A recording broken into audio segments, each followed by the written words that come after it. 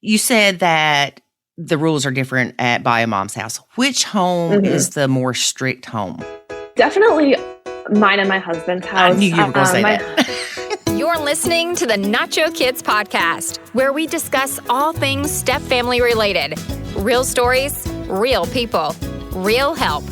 Your hosts are the creators of the Nacho Kids Method and the Nacho Kids Academy Step Family Coaching Team, Lori and David Sims.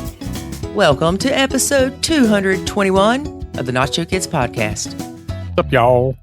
What's up, y'all? I'm Lori, and my husband, David, is on here too. You have to explain that piece? Yeah. Do you? Yeah. Okay. So, David, I've come up with a new intro to our podcast. What's that?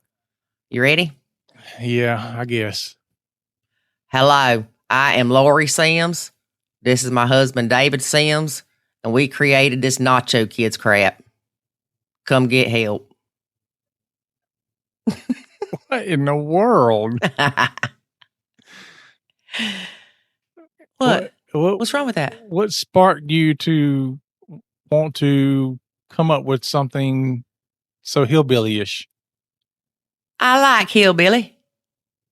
The Beverly Hillbillies. Okay. I don't know what you're on today. Well, remember, Claudette said for me to introduce myself on the mastermind, and that's kind of what I did, and she thought it was funny. Oh, I think our listeners are not used to you being funny.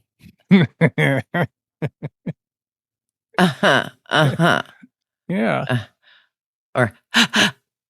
Okay. For those of you that don't know what is, watch The Big Bang Theory. It's pretty funny. Okay. Yeah. Go ahead. Got anything else? Any funnier? You're bombing at the moment. David. That's the funniest thing you do is when you say David. Oh, it's funny. I enjoy it greatly. You should. I add so much more to your life. Uh-huh, you do. All right. Hang on a second. Okay, David, we get to announce the winner of another Nacho Kids Academy scholarship, courtesy of Sylvia Kragauer. Shoot, yeah. All right. The winner of today's Nacho Kids Academy scholarship is Melissa C. Melissa, see your way to your email, and we will get you started on your free month of the Nacho Kids Academy. And then we'll see you there. And we'll see how much work you put in to see what your results are. Don't you see, David? I think I do. All right. So now let's talk about our guest today. Our guest today is Ashley. Ashley has been blending for 5 years. 2 stepkids, 2 hours kids. Hardest part of blending for her has been different parenting styles. Yep. But you know, that is something that also happens within biological families, nuclear families. True. There's different parenting styles. It just feels different. Yeah, because there's not that judgment. There's not that, that's not your kid, or leave my kid alone. Mm-hmm. Yeah, but you think about it, most people's parents have different parenting styles. Yeah, my mama was the heavy. Heavy hand, heavy words, everything. She was the heavy. Yeah. So it's, it's one of those things that it's not unique to blended families to have different parenting styles. It's just how it feels, and the other truths around it is what's different. It just seems to magnify it when it's in a blend. Just like, so being in a blend, you have a lot of the same issues that nuclear families have, but it just seems to be multiplied. Mm-hmm. Crazy teenagers, you have those in nuclear families. You have those in blended families. Mm-hmm. But the difference is, as we know, in the nuclear family, the parents are there. Yeah. The difference is in the details. Yes. Exactly. Something unique about Ashley's blend is she is with the stepkids more than her husband is. She does all doctor's appointments, school drop-offs, and pickups, sports practices, etc. Sounds like a job. Yeah, it is. Now, is that something she wants to do? Or I guess you'll tell me you got to listen. You got to listen. I will say her mom was a stepmom. Did that make it easier, though? Or are you going to tell me I got to listen again? You got to listen again. You got to listen how her mom being a stepmom impacted her being a stepmom. And she calls her stepdad dad because he's been in her life since she was 3. Jackson don't call me dad. I know. When he was talking to you on the phone earlier, I said, that sounded like my husband. He said, no, that was my stepdaddy. Did he?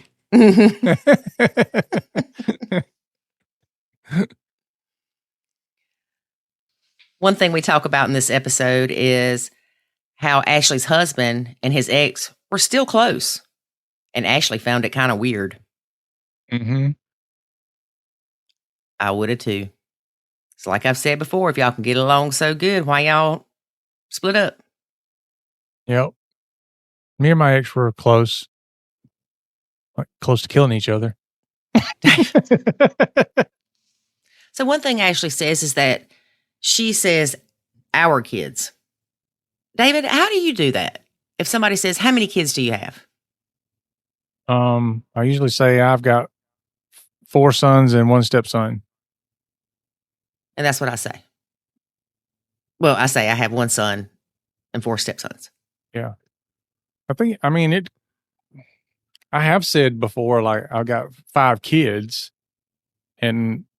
but I don't, you know what I'm saying? If I'm saying son, I'll usually say stepson. But if I'm just saying 5 kids, I don't identify what relation they are. I may say we have 5 kids between us, one of which is mine. Yeah, something like that. But some people are like, I don't want to say that. For me, I don't mind saying it because I want people to understand that we're in a blended family, that I have stepkids, I'm a stepdad, all these kind of other things, because it can be something that gives you a connection with somebody, because they might say, oh, I'm a stepdad too. Good point. And then you can kind of go down that path, or they may have questions about it or whatever. So I don't mind bringing those things up because I think it's an opportunity to connect with somebody on a different level. Yeah, that's like I went to get a pedicure the other day, and it was a new lady, and I was talking to her, and her ex split up, and we started talking about that. And she's got a new man, and she started talking about how one of her kids does not like the new man. So we talked about some blended family challenges then. Mm-hmm. Yep. So I don't mind. I don't mind telling people that for that reason. I think it's important because, one thing we hear often is people say, I thought I was the only one out there that was struggling with problems, or I've heard people say, I didn't even know I had people surrounding me that were in blended families until, fill in the blank. Right. It's the dirty little secret. Yeah. It's like they keep it all a secret. Like, no, I'll tell people I'm in a blended family, or how many kids I have, or I tell them all kind of stuff because, I'm that kind of guy. They won't tell people they're in a blended family, but they'll hang up a pineapple anywhere. Sorry. Pineapple. Yeah. You know what a pineapple means? Like SpongeBob? No, like swingers. Swingers? Yeah. They hang up pineapples? Go look it up, David. Why do you know this? All right, folks. Why is that pineapple in our yard? All right, folks. Let's get to listening to our interview with Ashley. I don't think swinging from the trees is what they had in mind, honey. Today we have stepmom Ashley. Hey, Ashley, how are you? I'm doing well. How are you? Doing well. So, how long have you been blending? So my husband and I have been together for 6 years, but married for 5. So I like to say 6 just because I kind of like went right into it, Mm-hmm. but really doing the full thing, 5 years. Okay. Yeah, I know. A lot of times when I ask that question, I think I need to be more specific and say, how long have y'all been either married or living together? Because a lot of people really consider being in the blend when they started dating the person, even though they live separately and all that stuff. Right. Yeah. So we'll go with 6 years. Yeah. 6 years. And you married a guy, or you started dating this guy. Y'all are married now, right? We are married, Okay. yes. So you started dating this guy, and at the time he had a 5-year-old daughter and a 3-year-old daughter, about? So they're actually about to be 10 and 12. So they were 4 and 6 when I met them. Okay. Yeah, because we started dating in June and their birthdays are in May. Okay. So fresh. And you did not have any bio kids of your own at the time? I did not. I was, man, let's see. I think 25 or 26 when we started dating. I actually think I was like 25. Yeah. So I was just fresh out of college and started dating my husband, and he had 2 kids. Like, all right, let's do this. So you weren't hesitant at all? No, I wasn't. Growing up, my mom was a stepmom. So my dad, I call him my dad because he raised me from the time I was 3 years old, but he had a kid with someone else before him and my mom got together. So I kind of like, I would see what my mom would go through. And I guess I just kind of followed in her footsteps, So I'm like, it's not really that big of a deal to me. I can navigate it very well. Little that I know. So your mom was a stepmom, Mm-hmm. which means you had a stepdad. Yep. And you said he was in your life since you were like 3? Mm-hmm. That's correct. You technically refer to him as your dad. Yes, I refer to him as my dad. I didn't really have a relationship with my biological dad, so I was like, and as a young kid, I did, and so it was. I would always call my stepdad by his like first name, and then once I stopped having a relationship with my biological dad, I started calling my stepdad dad, and so to me, like he's my dad. That's the only person I've ever really known as far as a father figure. Do you have anything to do with your dad now? Your real biological dad? Nope, nothing to do with him. Nothing. Nothing. Which is a weird concept. I just like I don't care to have anything to do with him. He didn't really, I mean, he kind of did me justice by not like being a part of my life. So. And do you know, this might be a question you don't know the answer to. Yeah. We often see this, and I'm not trying to say anything negative about your mom, Mm-hmm. but do you know if your dad wanted to have a relationship with you and your mom was kind of like a lot of moms, like, no, you need to go away. She's better off without you. Or he was just kind of like, okay, see you, bye. My mom was all about us having a relationship. And if I didn't go see my biological dad, I would go see his mom. So I actually had a better relationship with my grandmother than I did with my biological dad. So it was kind of his choice to not be a dad. Yeah, it was his choice. Do you know anything about him? I know a lot about him. I know that he has another kid that's 6 years younger than I am, maybe 7, and it's a girl. She's a girl, or it's a girl. I mean, other than that, like I don't really care to know anything, but Right. I know who he is, and I know his name, know what he looks like, but it was just more of like my choice as I got older. Right. Does he live near you? No, so I'm actually from Michigan, born and raised, and we moved down to Tennessee. Me and my mom, my dad, and my brothers. We all moved down to Tennessee after I graduated high school, and we've been here ever since. So, okay, he's up in Michigan doing his thing. I don't know. So you come into this blend. You're dating this guy that's got 2 kids.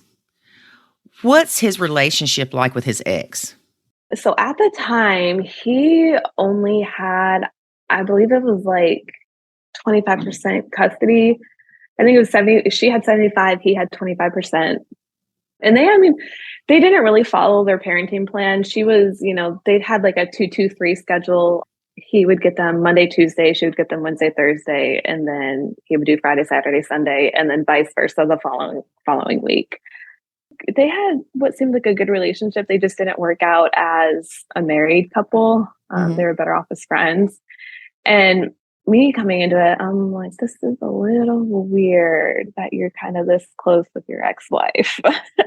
And Yes. so I was like taken back by it. But then also I was like, okay, I'm used to seeing exes fight over kids and stuff. Like that's how, like growing up, I remember like my dad and his ex fight about like my brother and, my mom having to get involved. And is this how it's supposed to be? Like, are they supposed to get along? Or are they supposed to fight type of thing? Mm-hmm. And so I thought it was really cool, but then I also kind of thought it was weird and strange that they were close.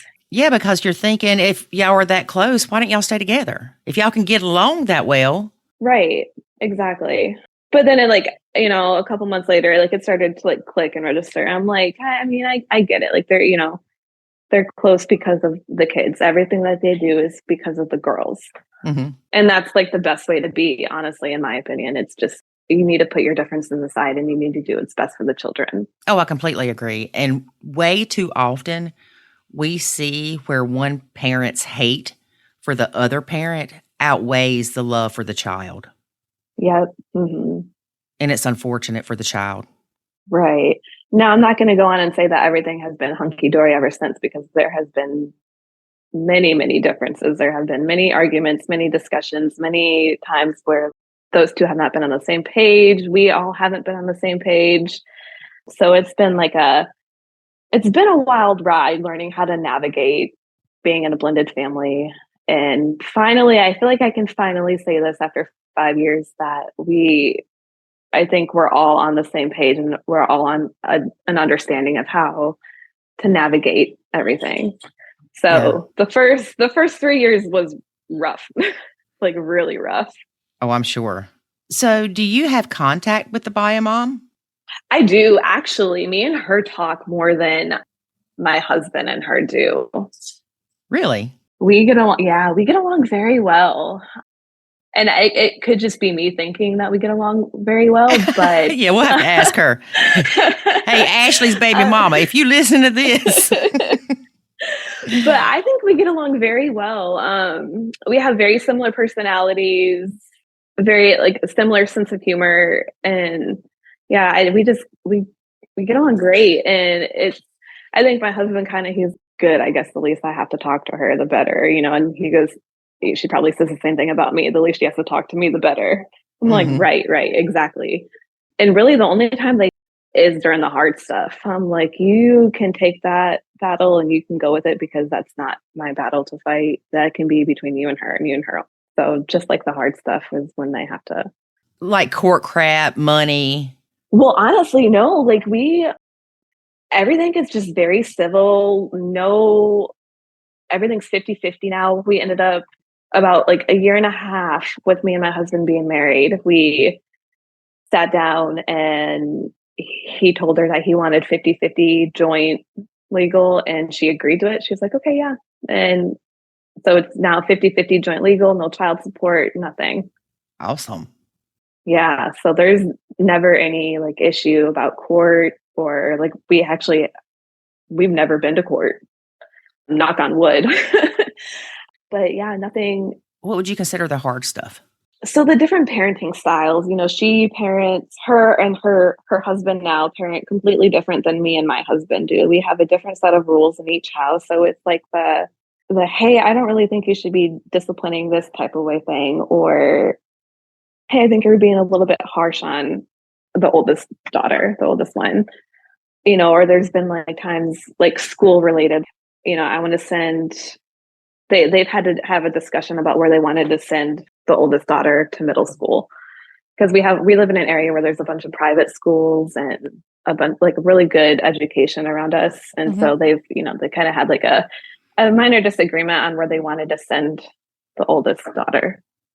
Okay, but so that's kind of like the hard stuff that they have to discussed. And I'm like, this is not my choice. Yeah, you're like, I'm That's out. you too. Yeah, that's you too. But as far as like, we split everything 50-50 down the middle.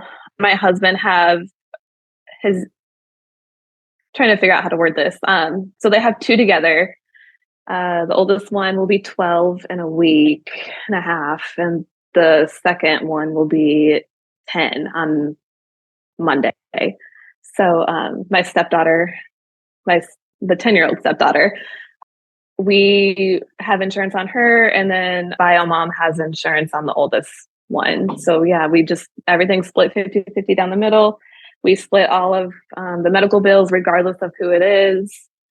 Yeah. I was going to say, I'd be like, I want the kid that's not the clumsy kid, not the sports kid, because I'm going to have to pay less in medical bills. Right. But yeah, so they split those 50-50, which is great. Yeah, that's fair. Everything's split 50-50. My oldest stepdaughter just got braces, and we're splitting the cost of that. So, I mean, it works out perfectly. Yeah. You said that the rules are different at bio mom's house. Which home is the more strict home? Definitely mine and my husband's house. I knew you were going to say that. Yeah. My husband's ex-military. He was in the Army. He was in the Army when him and his ex-wife got married and, had their oldest daughter. Mm-hmm. So he's more like rule and regiment oriented. And, she is more lenient towards the girls. Right. And I try, as me being the wife, I'm like, okay, like, yeah, we have to have rules, and I'm okay with them having choice. This is how you are wanting to parent them, and that's fine. But now, me and him have two daughters of our own, or we have two daughters together. So we want to keep things the same across the board. How we parent the older two is how we're gonna parent our younger two. So the older two, they have chores that they have to do. They have, they can't be on their iPads for hours on end. We only allow them to have 2 hours a day on screens. And, it's a little bit more lax with bio mom. And that's not a bad thing. People have different parenting styles, but it's just, for the girls, it's, 1 week they're at a house that, it's kind of more lax. And then they come to our house and it's a little bit more strict and routine oriented. Okay. Question. Yes. Do you think, and I know that we are not psychics here and we're not trying to project the future or predict the future, but do you think as the kids get older that they will say, we don't want to come to your house, Dad. We just want to stay with Mom because we don't have to do all this crap at her house? I do worry about that, but I worry about that in the fact that, now that me and my husband have two daughters together, I'm more worried about that for my daughter's sake. If they do that, then they'll be missing out on time with their two younger sisters. And I don't see them doing that because they have a really good relationship with mine and my husband's too. They're really close with them, but then also their bio mom and her new husband have a daughter together too. So they have all these sisters all around. Oh my gosh. Yeah. And then they also have a stepsister as well. So six girls between the stepsister, half sister, all that stuff. Yep. Yeah. So wow. It's a lot. Yeah. A lot of girls. Okay. They have a lot of sisters. Yeah. I'm going to go ahead and say this to you. Usually I'll wait to the end, but Ashley, we are going to have you back when these kids are teenagers. Yeah. Yeah. Yeah. Because I feel like I want to see how things change. I know, right? It's going to be crazy. It's going to be a wild ride. You feel like the oldest is a preteen? So she's going to be 12. So she's starting to slowly get into that preteen phase now. And I feel as a stepmom, I'm the biggest advocate for my stepdaughters. I try and see things from their point of view. And my husband, I'm like, hey, kind of give them a little bit of grace. Maybe take a step back. They're, they go through a lot. They go from one house to another every week.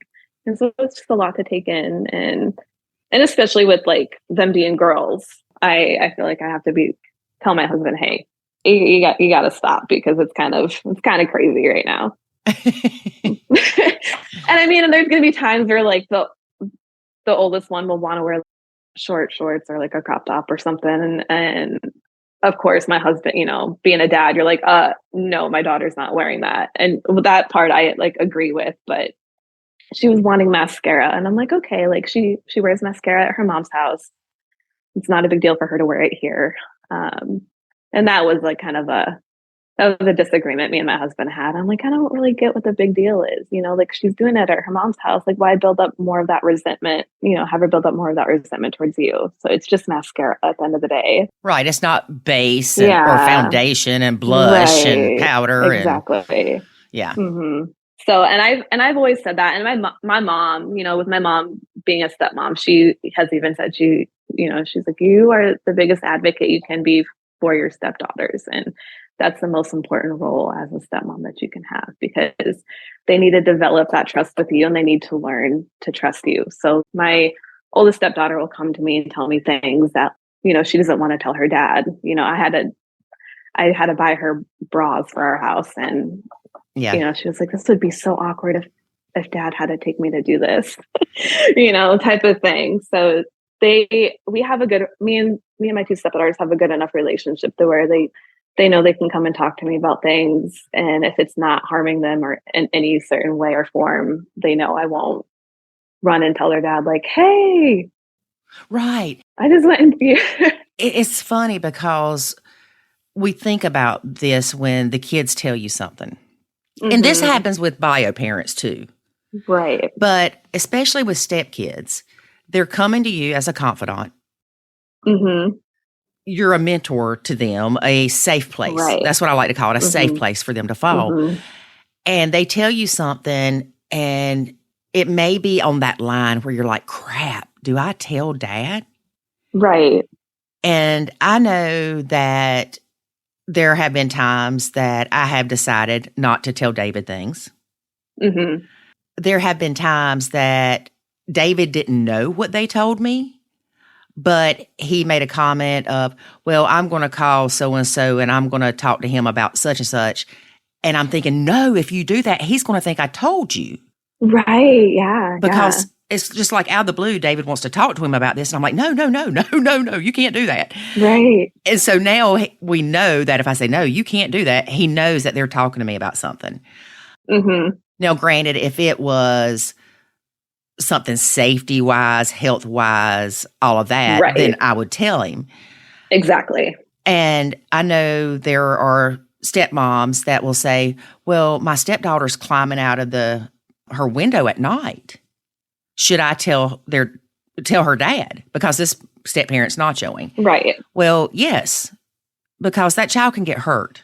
Right. Exactly. Anything safety that needs to be brought up to, right, the bio parent. Yes. The difference is bringing it up and harping on it. You can let the parent know, hey, little Susie, or I believe little Susie may have climbed out of her window last night, or something. It's best if you don't say the kid's name, but we know that's not always possible. Right. But then you leave it to them. Don't say, well, what are you going to do about it?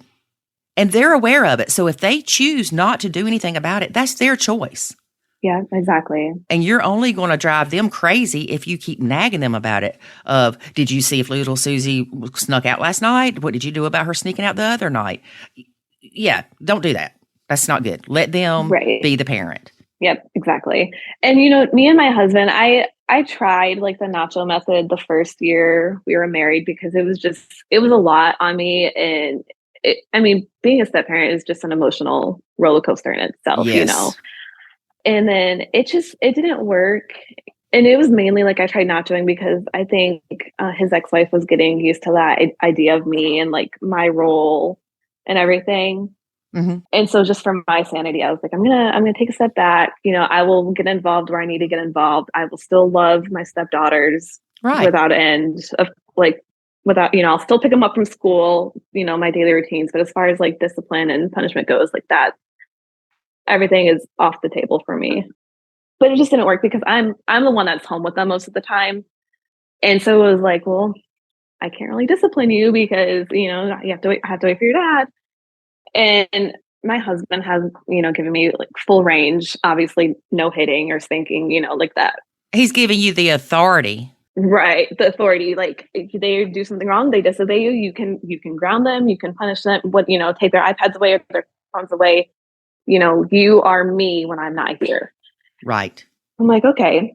So now, now that I'm with them, I'm like, all right, you're not listening. You're, deliberately disobeying me. You're grounded for 2 days or, however long, whatever I see the punishment fits. And my husband always backs me up and stands by me. He comes home and he's like, you guys didn't listen to Ashley. I don't know what to tell you. Yeah. So, and here's the thing. We know nachoing is not for everybody. right. We know many full-time step parents that do nacho though. Mm-hmm. But the difference in this is your husband has given you complete authority. Right. When he comes home and you have told the kid you lose your iPad for 2 days, he doesn't come in and say, oh, no, Ashley, I'm giving it back to her. Right. He doesn't Exactly. undermine that authority that he's given you.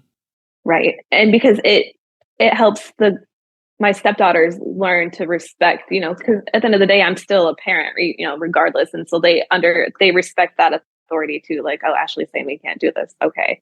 Right. When I have that support from my husband. Right.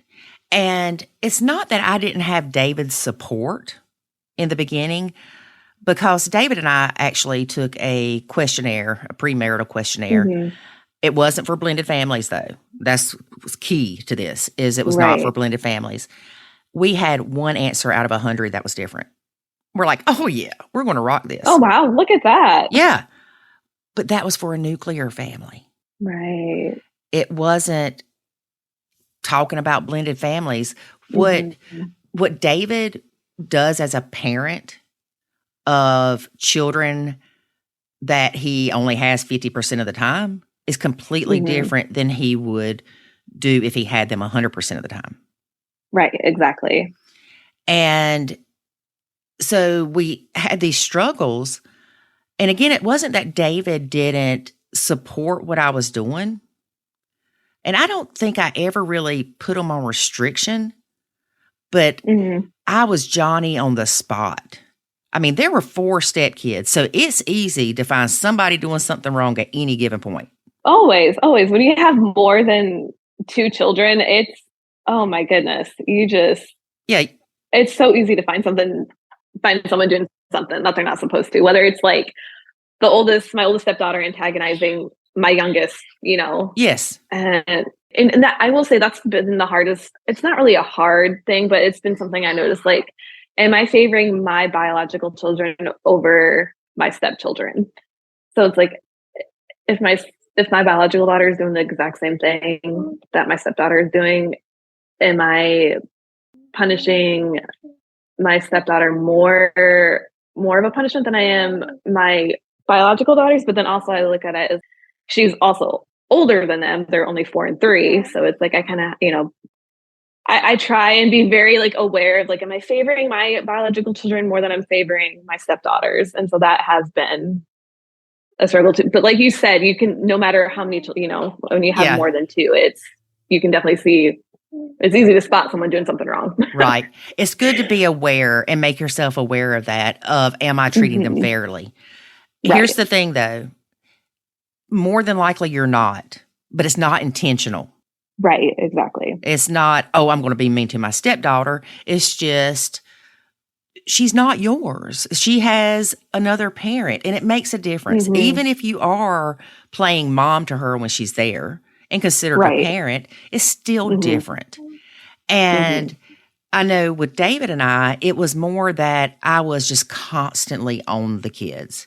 He didn't care if they ran through the house. I did. He didn't care if the book bags were all thrown at the door. I did. So all of a sudden there's these changes, and it wasn't that David didn't support me, but it was too much. Right. And so it just got to the point that the kids were miserable here. We were all miserable. You know the story. Oh yeah. Yeah. But of course, once I started nachoing, it allowed us to heal, which we had a lot of healing to do. And then we were able to build those relationships where they do come talk to me about things now. Good. Yeah. I know also, I laughed when you said they're only such and such and such and such age, because my stepkids will say, if you ask them, what is the biggest phrase you remember as a stepchild in this blend? It'll be, but he's only 5. Because apparently that's what I said about my kid all the time. But you can't expect a 5-year-old to do dishes. Right, exactly. And that's, that, and I'll tell my stepdaughters this. I'm like, look, they're 4 and 3. They're emulating y'all's behavior, so if they're doing something that you don't like, it's because they've seen you do it. So maybe like guide them in the right direction of how, if they're trying to take a toy away from you, say, hey, and I'll say my biological children's name, Evelyn, who's 4. Hey, Evelyn, like that's not really a nice thing that you're doing right now. Why don't you maybe ask nicely for it? So I'll tell my stepdaughters, like, guide them, teach them, the right way to ask for something, not just taking it away from you, because they are they're babies. Right. They're little, they're toddlers, and they emulate behavior and emulate what they see around them, and they look up to you guys. So if they see you guys fighting and hitting, they're going to think it's okay to like hit each other, and it's not. So teach them. If you don't want them to do something, teach them, especially when I'm in the other room, teach them, because you're, at the end of the day, you're the big sisters and they need to. If I'm not around, you're the next best thing. And I love that. I love that you're not putting that responsibility on them as much as you were showing them you can help your sister. We'll just say sister. I don't want to say half sister. Not for anything against half sisters, but we'll just say you have the ability to help your sister grow up and be awesome like you. Right. And just that influence, because there's a pretty good age gap there, isn't there? There is. So it's almost 12, almost 10, 4 and 3. Okay. So almost 10 years apart between the oldest and the youngest. Yes. Yeah. And see, we had 5 years apart between the triplets and Jackson. Oh, wow. Triplets. Yes. Wow. Oh, yeah. I got the gray hair to prove it. and the oldest, they're all boys. So, boy. Yeah. You've got the girls going on. We had the boys going on. Yeah, I know. I say my poor husband with all these girls, me included. Like, you are outnumbered. Yes. And I'm going to tell you, it's funny because people would say, well, at least you don't have to worry about them getting pregnant. And I'm like, yeah, but they could populate a city. Right. Exactly. Everybody, you're not thinking about the other part of this. Yeah. And they could populate a whole city, a whole state. Yeah, exactly. They have their own state. Yeah. Yeah. But it's good that you have that relationship with your stepdaughters, that you can say those things to them and they don't take it as criticism. Right. And there have been a couple of times where my youngest stepdaughter, she has said, you're always getting on to me. You're always, and I'm like, I'm not getting on to you because I don't like you. I'm getting on to you because I love you and I want you to do the right thing, and I want you to teach your sisters to do the right thing. And so I there have been several times where I've had to talk to both of my stepdaughters and say, I'm not saying this thing. I'm not doing this thing because I don't love you. I love you very, very much. I choose, I don't want to say like that I don't have to love them. Oh yeah, but, I know what you're saying. As a step parent, like as a stepmom, you don't have to love them. You choose to love them, and to me, like that is, I feel like that's like a stronger love than loving your own biological children, because your biological children are kind of obligated, to love them, and your stepchildren, you don't. But with my stepdaughters, when they say that they think I'm getting onto them too much, I'm like, I'm sorry that you feel I'm getting onto you too much, but I'm not doing it because I don't love you. I'm doing it because I do love you very, very much, and I want you to do the right thing. And when I say that, they kind of like, okay, yeah, I get it. I understand. Right. Yes. Let's back up to when you decided to have ours children. Yes. You decided, I'm guessing you all planned this. It's okay if you didn't. Honestly, no. Our first daughter, my husband was home on leave. He was stationed in Iraq and he was home for a month. And we weren't trying, but we obviously weren't preventing it. And he left and got, like, he was maybe in Iraq for 2 days after he left from his leave.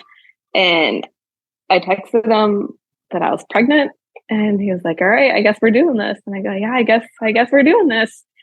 And he came home about 2 months before I was due, and then we had our baby. And then 6 months later, I got pregnant again. So it was like neither one of our kids was planned. And that's okay. Happened. Yeah. But how did you navigate the challenges with the stepkids? I'm sure that because you seem like a very intelligent person, that you were thinking, how are my stepkids going to handle this? Are they going to be jealous? What's the best way for us to approach this with them? And how can I make sure that they feel involved and not excluded? Right. So tell us a little bit about your thought process with that. Luckily for me and my husband, their mom had a baby the month I found out I was pregnant. So oh, good. She got the heat. Yeah. Yeah. So she had her and her husband had a baby the month I found out I was pregnant. So that, I mean, it worked out perfectly.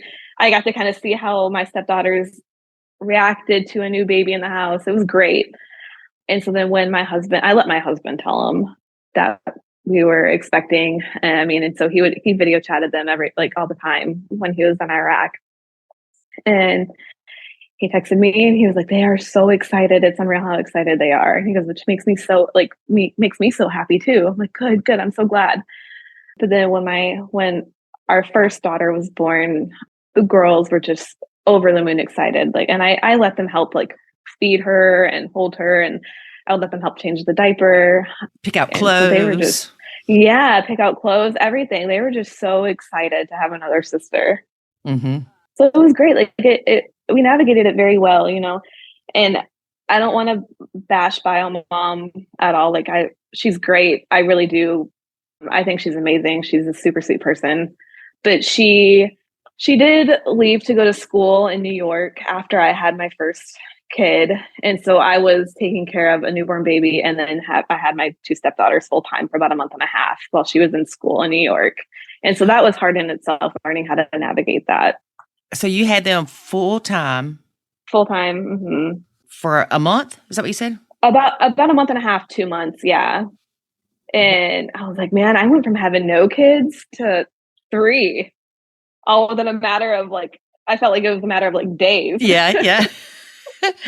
But I did it. I'm the type of person that just you throw me a task, I'm just going to do it, and I'm going to figure out a way to manage and make it work. And it was great because me and my stepdaughters bonded over that time when they were with us for the 2 months that they were full time. And then they also bonded with my daughter that I just had. So it was great. And then I think during that time, me and the bio mom kind of started to develop a little bit more of a relationship because, she was away, she was really missing them and wanting to talk to them. And I'm like, oh my gosh, call it every day if you want, you can talk to them whenever. She was just missing them the month or 2 that she was gone. And so she would text me and ask if she can talk to the girls. And I just said, yeah, whenever, call them anytime you want to talk to them and you're missing them, just call them. And so I think she kind of started to have a better understanding of me and how I'm you are their mom first and foremost. If you miss them, you call and talk to them whenever. Right. So that when she left, I think that's when me and her started to develop a better relationship. And why did she go to New York again? For training? School? She went to New York for some school. Okay. So I don't know too much. I just know that she was in New York for school. Right. For about 2 months. And I'm like, it wasn't like she was on vacation. Right. She wasn't on vacation. She was doing school, trying to better her future. And it's fine. But it was rough. Yeah. I'm just going from no kids to 3 kids. Well, honey, I know if my niece brings her kids over or something, I'm slap wore out after about 3 hours. Yeah. Yeah. And so as a 25, 20, I think it was 25. Well, 26, 20, yeah. Mm-hmm. About 26, 27, I had my first kid. And I'm like, man, no kids to 3. This is great. This is a wild ride. Let's go for it. Yeah. Well, I was going to ask you, when your husband was deployed, did you still see the stepkids? I saw my stepdaughters whenever my in-laws had them. We didn't really, because they were still on like that 75-25 custody schedule. Mm-hmm. And then, yeah, so I only saw my stepdaughters when my in-laws had them. Okay. Which wasn't very often. No, I didn't have to. I didn't have to follow the custody schedule or anything. Yeah. I know a lot of stepmoms push for that and then they regret it. Right. Mm-hmm. Now we probably into the future, and probably some other, into the future.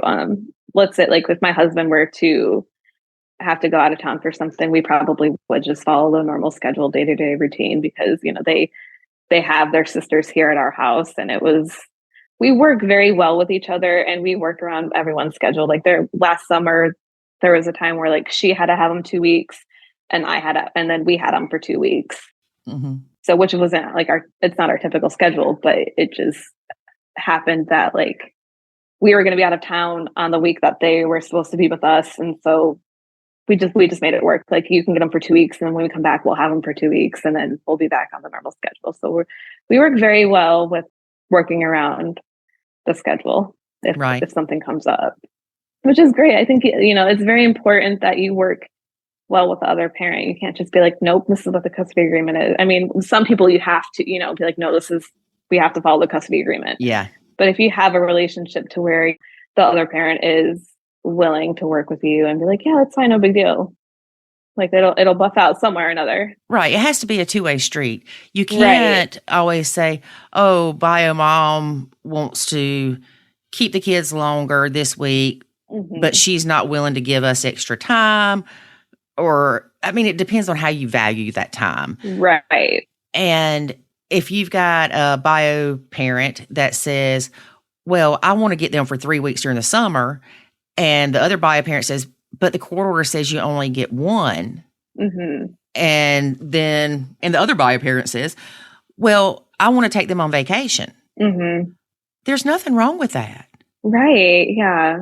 It's about the kids. It's about the kids. And I like, and I've tried to develop a following on TikTok, and I've kind of just slacked at it here lately just because I'm just so busy. But that was, my whole outlook on it. Like it's not about the parents, it's about the kids. And, I've seen some parents on TikTok talk about like, well, no, we have to follow the court order. That's the custody agreement.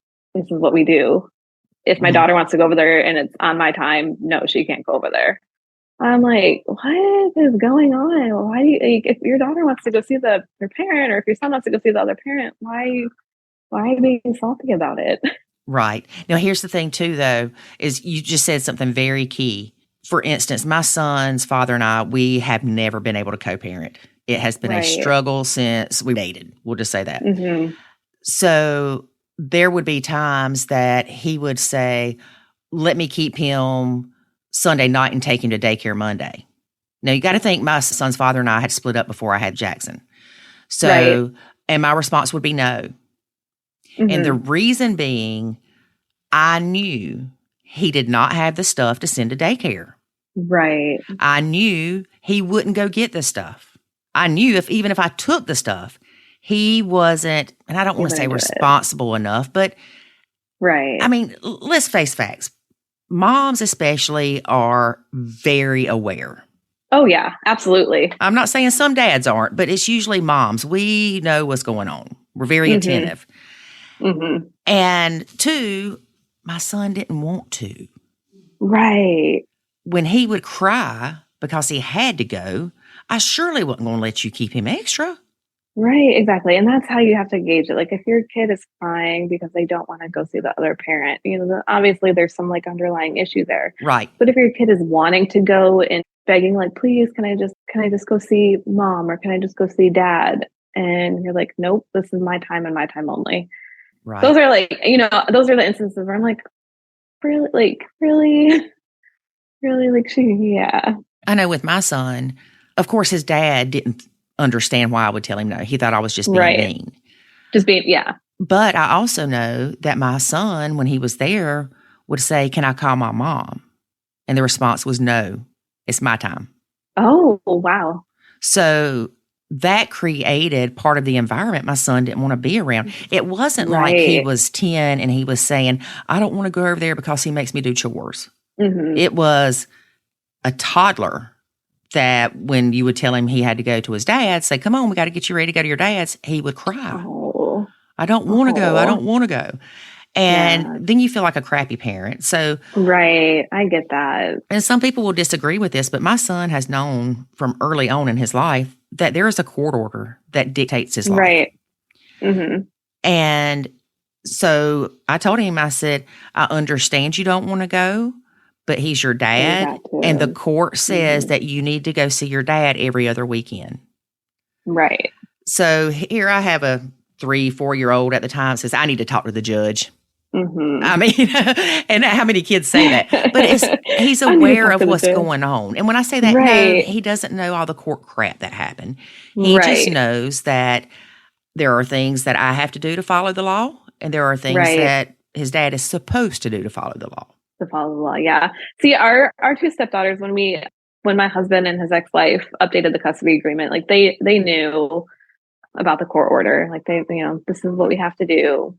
Our custody or our visiting time with both sets of parents is going to change. Instead of doing the 2-2-3, we were doing 1 week on, 1 week off. And so they knew, like, okay, we have to go to mom's now. Okay, we have to go to dad's now. Right. And the main reason why we switched, because it was the 2-2-3 schedule starting to get really confusing once they were in grade school. Yes. Because they were like, wait, who's picking us up? Is it Ashley or is it mom? And so we're just like, okay, this kind of makes a little bit more sense just to do a week on, week off now, because they know whose house they're at on which week and whose house they're not at on the other week. Right. I get that some parents don't want to spend a week without their kid. Mm-hmm. But again, you have to look at it from the standpoint of the kid. Is it better for the kid to not have to pack up and go everywhere constantly? The whole back and forth thing. And, some kids actually may not do well being away from a parent for a week. Right. So you just kind of have to go with what works best for the kid. Yeah. I know David, when we first got married, we had his kids 11 out of 14 days. Mm-hmm. Over time, his ex changed her work schedule. She was able to do more time with them, so they did 50-50. And in the beginning, it was more the 2-2-3-3 stuff. Right. But the kids it drove them crazy. They felt like they were living out of a duffel bag. Right, exactly. And then especially when they're in grade school, they're just like, I don't know whose house I'm going to today. I'm unsure. Right. And they need that consistency. Yeah. Cause they're like, I've only been at mom's house for a day, it seems like, or for 2 days. And now I'm going back to dad's. And it was just really confusing for everyone involved. Right. But we've been doing the week on, week off for I think since 2019. Oh, so for a while. For a while, yeah. And it worked. And then COVID hit in 2020. And that was a whole, oh gosh, that was trying to navigate that parenting schedule in itself. It was like, do we get them? Do we not get them? What's the right thing to do here? And I just had a baby. Yeah. I don't want my babies to get sick. Yeah. Then I was like, but I also don't want my babies not to see their sisters, So I think during COVID, we let her keep them for a month, I think. And then we got them for a month to kind of just mitigate everything. If they were sick or if they weren't sick. Right. So yeah, that was a rough part of co-parenting too. We were trying to figure out the whole schedule then. Yes. But we made it work. Well, we saw too many stepmoms that used COVID as an excuse for the stepkids not to come. Oh my goodness. And too many bio moms that used it as an excuse for the stepkids not to come. Wow. It's like, oh, I have a reason to keep my kid from you. Yeah. Or, oh, I have a reason to keep your nasty other kids away from my house. Yeah. Oh my goodness. Yeah. So it was definitely, I'm glad that crap's over. It was a challenge for sure. Yeah, it definitely was a challenge, but all of us made it work. Yes. So when your stepkids are gone to their moms, do your ours kids say, where's little Susie? Where's little? They did, especially my 4-year-old. My 3-year-old now she's starting to question it, but my 4-year-old has been questioning it for about a year. And it took her a little bit. She was like, where's so-and-so? We'd be like, they're at their mom's house. they have to go see their mom now. She'd be like, okay. And for the first little bit, she would be in tears when we would go and drop them off. Yeah.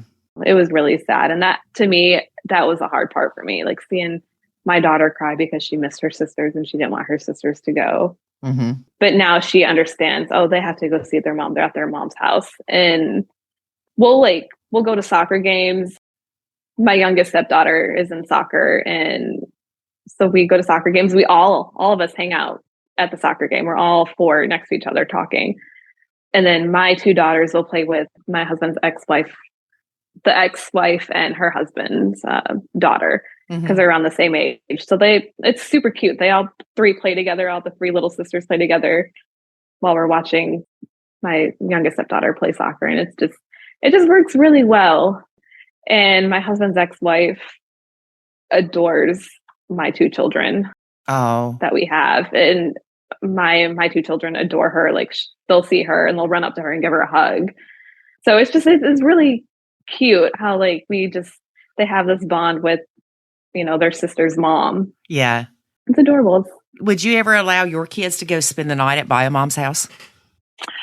I don't think I would say spend the night, but I would, if they wanted to go hang out and if she was like open to it. And I think we've talked about it before, like meeting at the park for like a play date for her youngest daughter and then my two daughters to like play and stuff.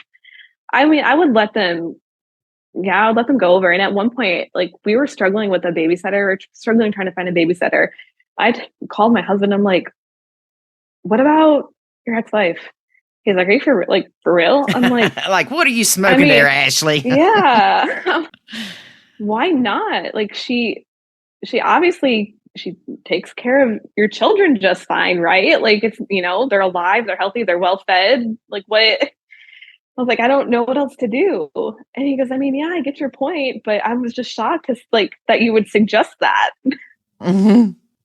So, yes. I mean, maybe when they're older, I probably would. Maybe when they're older, if they wanted to go hang out with their sisters or something, because to me, in my mind, I foresee this like huge future with my two stepdaughters, my two daughters, and Bio Mom's daughter, all just hanging out. I'm like, they're all like sisters and related somehow or another, So it's like I see this future of them all just like hanging out in high school or something. Yeah, that would be so cool. So, it would. Mm-hmm. Now, one thing that you said earlier was that there are the hard things that you leave to Bio Mom and your husband. Yeah. So, whether you realize it or not, you are nachoing those things. That's like the only thing that I will nacho when it's like, this is not my decision to make. This is something between you two and you two only, and I'm out. If you need me to get involved and maybe try and calm your ex-wife down or something, or be the middleman, I can, and I absolutely will. But I'm out, dude. Right. Which again is good because you don't need to nacho the other areas. Right. Now you may find over time, when the stepkids do hit those horrible teenage years, that you find yourself saying, the youngest stepdaughter, she is just hell on wheels. Right. And I can't deal with her. I'm going to have to step back a little bit. But you may not have to with the oldest. Right. Yeah. I may have to step back with her. I just don't, I won't know until that time comes. Right. And here's the thing, and I want you to remember this, is if either one of your stepdaughters do get an attitude and all of a sudden they don't like you and you're not their mom and they wish that you weren't there or whatever crap comes out of their mouth, remember that it's not about you. Right. It's just about the situation. And I try, because my oldest stepdaughter, she'll get snippy or get an attitude with me now. And I'm like, I remember doing this to my mom when I was that age. But your mama could say, I will knock your teeth down your throat. Right. Exactly. But you can't say that to your stepkids. No, all I can say is, you see that iPad and that phone over there that you have? That can be taken away from you in a minute. That's the only advantage that I have. But then I also, I try and give it a little bit of grace. I don't know what It's hard for the kids going back from one house to another. So I do and try and give them as much grace as I possibly can. Yes. But I'm also like, you need to be respectful of the parent. You need to be respectful to your stepdad. You need to be respectful to me. And you need to be respectful to both your mom and your dad too. Yes. All four of us. And like, it's funny because all four of us, all four parents, we're all four in a group chat. And that's where we'll kind of like throw things out like, hey, just throwing this out there. This is happening. Or throwing this out there. This doctor's appointment's coming up. Even the stepdad? Even the stepdad. All four of us. Look at there. Yeah. It's nice.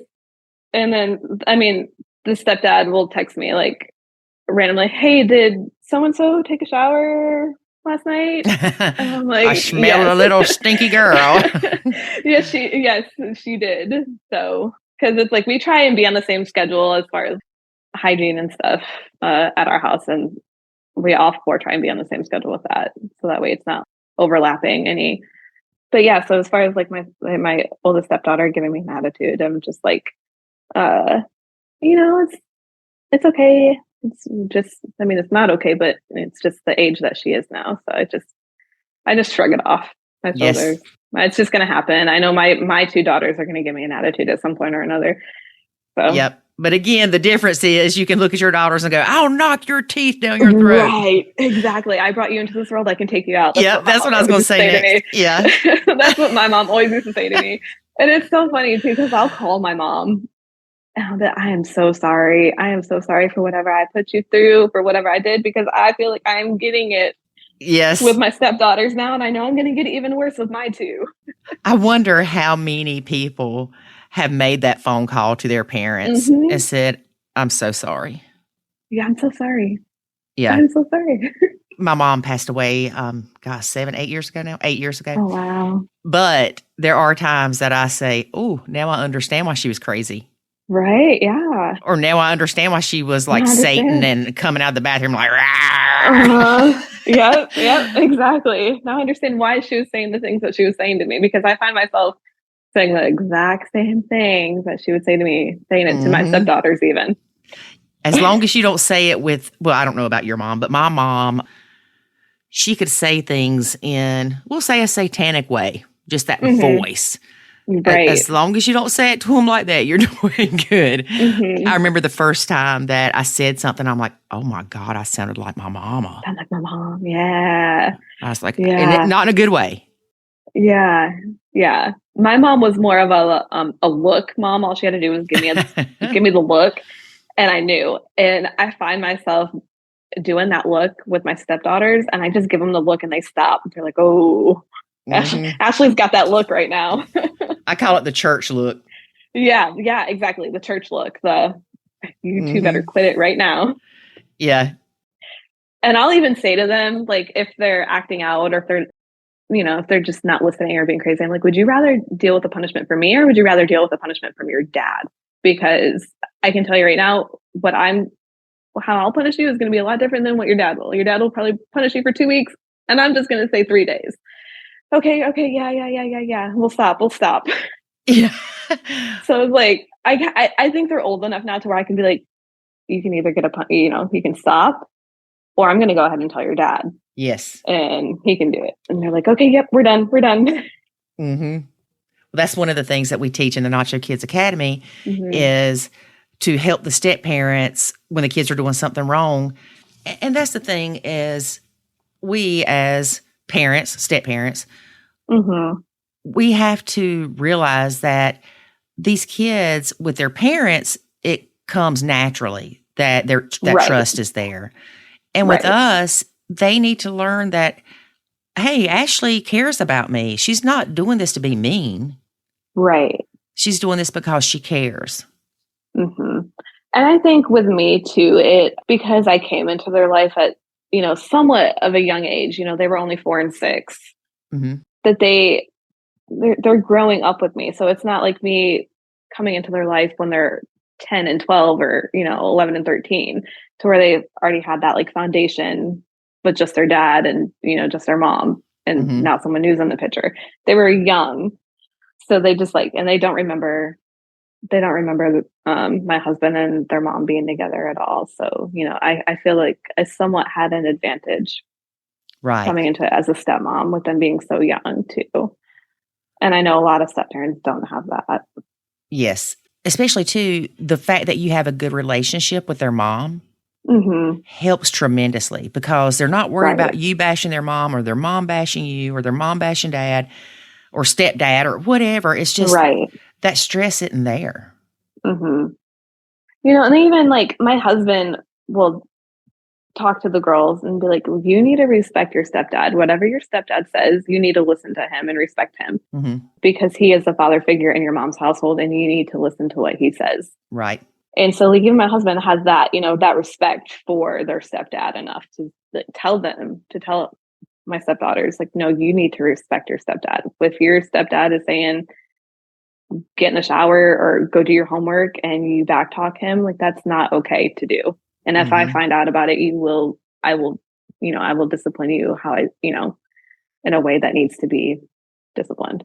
Right. Even though it happened at your mom's house, you know, because we're very big on, you know, you discipline the girls how you want to discipline them in your household and we'll do what we see fit in our household. But still we have like, if you're being disrespectful to the other parent, that's not cool.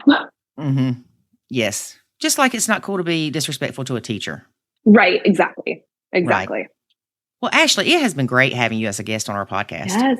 Thank you so much for having me. Anytime. If you want to have me back again for another topic, that would be great. So I'm excited. I do this all the time. It's like, oh, well, let's wrap up. But I got another question. Did your husband grow up in a nuclear family? He did. Yeah. His parents have been married for 36 years, I think, 37.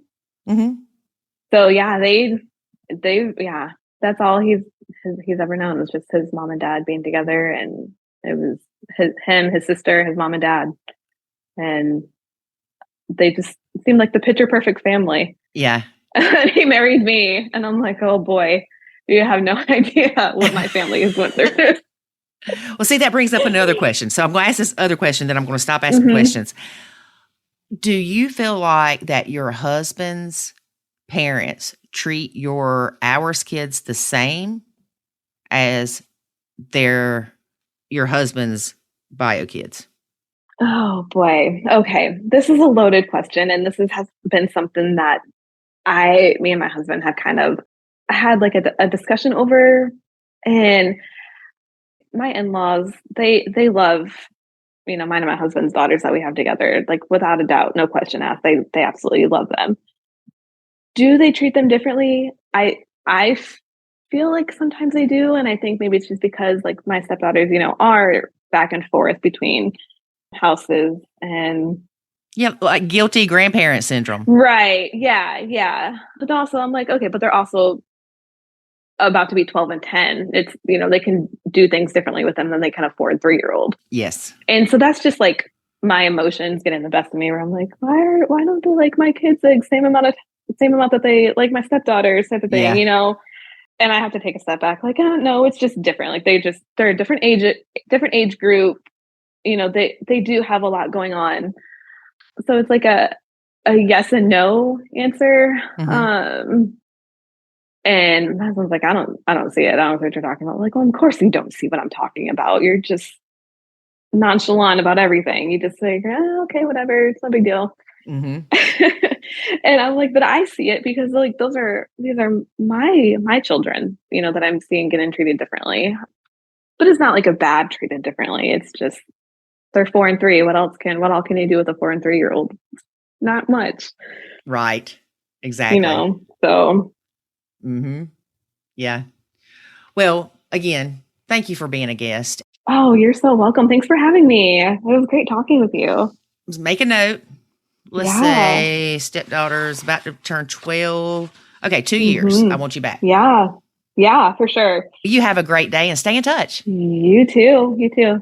Thanks. Bye. Okay, so back to what we were talking about before we started the podcast. What, the swingers? No, about when people ask about your kids. Like, how many kids do you have? Some people feel like if they say, oh, I've got one bio son and 2 stepsons or 2 stepkids, that the stepkids feel offended. This is a conversation you need to have with your stepkids because there was never any doubt that the stepkids wanted me to call them the stepkids. Yeah.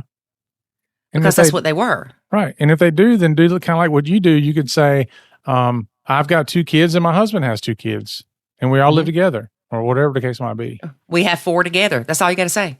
Yeah. There's different ways to answer the question. But talk to your stepkid, or have your partner, better suggestion, have your partner talk to your stepkid and say, hey, if somebody asks Lori how many kids she has, what would you want her to say? They'll probably say, I don't care. Yeah. Would you want her to say, I have 5 kids and people just think that you are her kids?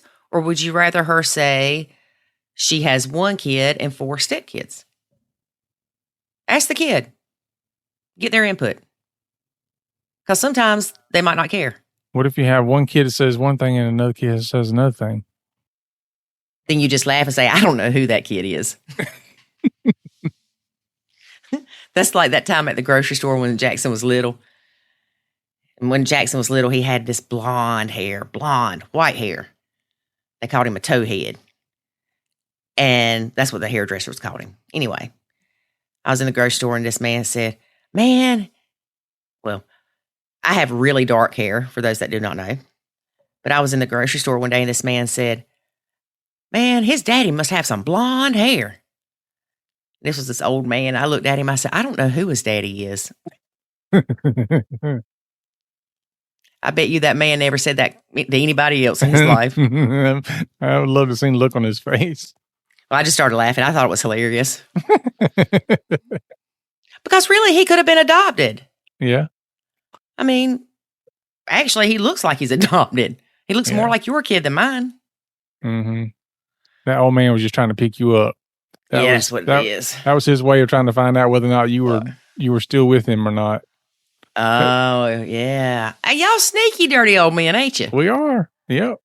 He admitted it, folks. Okay, that's it. We're going to wrap this session up before he can backpedal on this one. Part of the Dirty Old Men's Club now. All right, folks. Join us next week. And remember, life is good when you're nacho. Thanks for listening to this episode of the Nacho Kids Podcast. Find us online at nachokids.com. Until next time, remember, life is good when you nacho.